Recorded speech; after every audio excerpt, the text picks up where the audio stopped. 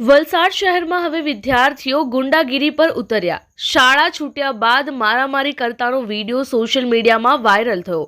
વલસાડ શહેરના કસ્તુરબા હોસ્પિટલ નજીક રહેણાંક વિસ્તારમાં આવેલી શાળાના બાળકો જાહેર માર્ગ પર ખુલ્લેઆમ મારામારી કરતા નજરે પડ્યા છે, જે મારામારીનો વિડીયો સોશિયલ મીડિયામાં વાયરલ થયો છે।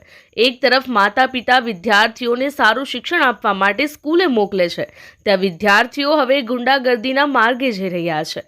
વલસાડ શહેરની પ્રતિષ્ઠિત શાળાના વિદ્યાર્થીઓમાં શાળામાં થયેલી સામાન્ય બોલાચાલીને લઈને શાળા છૂટ્યા બાદ શાળાની બહાર જાહેર માર્ગ પર ખુલ્લેઆમ છૂટા હાથની મારામારી કરતા નજરે પડ્યા છે।